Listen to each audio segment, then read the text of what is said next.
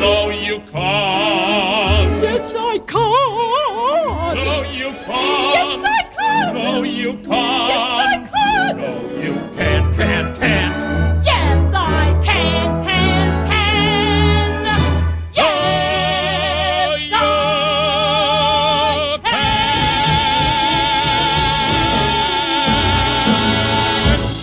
Betty Hutton and Howard Keel arguing the toss in the 1950 film Annie, Get Your Gun. All right, Ian? You still up that ladder? Or have you fallen down? There are no extensions here. That's it for EPOS this week. Bob Harris is up next with Sounds of the 70s, and it just leaves me to thank my producer, Jessica Rickson, as always, for her marvellous input.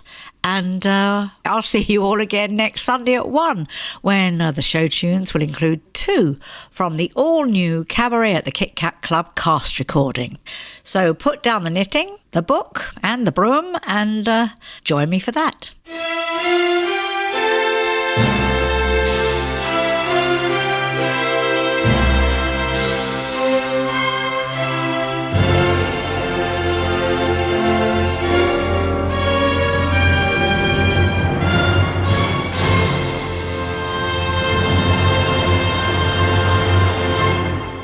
I'm Elaine Page, and this is Radio 2 on the BBC Sounds app, on your smart speaker, and on 88 to 91 FM.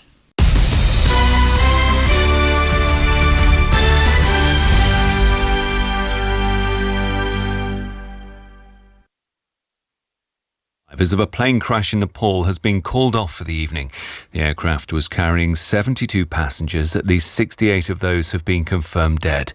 The Yeti Airlines flight from Kathmandu crashed close to an airport near the tourist town of Pokhara.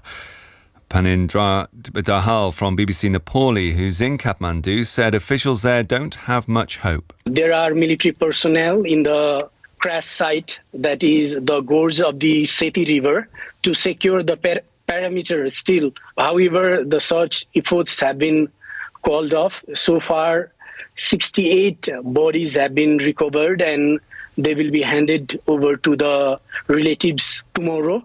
The 7-year-old girl remains in a critical condition in hospital after a shotgun was fired from a moving car outside a church in central London yesterday. The attack happened as people left a memorial service near Euston Station for a woman from Colombia and her daughter. 5 other people were also hurt.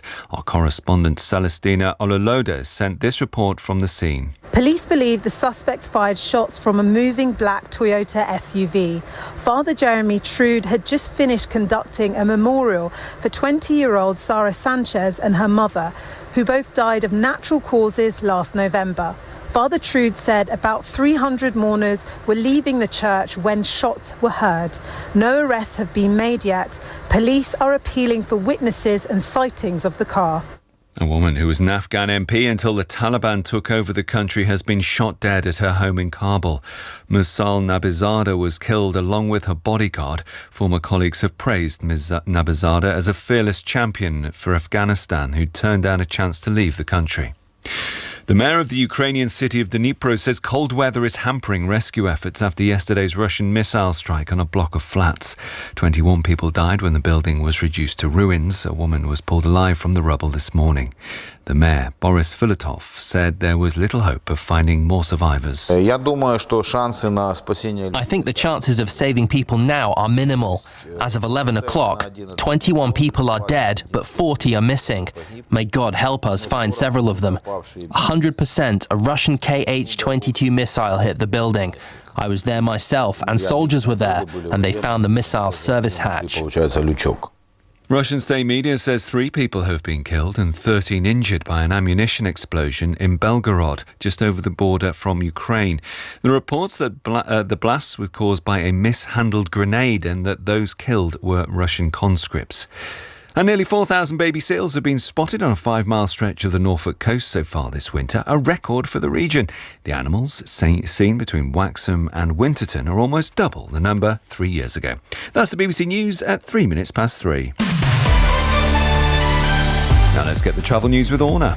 Anthony, thank you very much. We've got lots of localised flooding out there at the moment. At the M74 in Glasgow, the northbound side, and that's approaching Polmadie at Junction 1A. There are queues backing up to 2A now at Tollcross. That is football traffic, match traffic, with kick-off underway now at 3 o'clock. And then East Ayrshire, the A735 Queen's Drive is closed in both directions. That's because of flooding between Lawson Street and Hurlford Road. The A70 is closed. That's between Ochiltree and Cumnock. That's more flooding, quite a lot of it around. Also, the M48 Original 7 Bridge has restrictions in for safety because of the strong winds. West Midlands, the A491 High Street at Amblecote. That's been closed after an accident. There's flooding in Worcestershire. The Hilton Road, the A443 is still closed in both directions near the A44 Tye Bridge Street.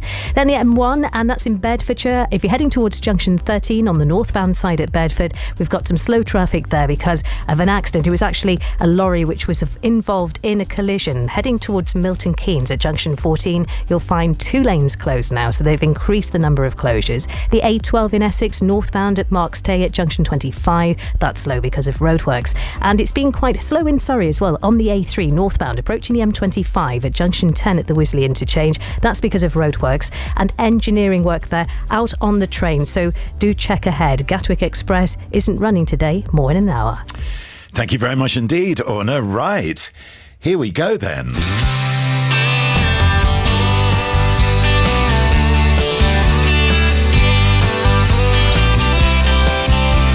Sounds of the 70s with Bob Harris.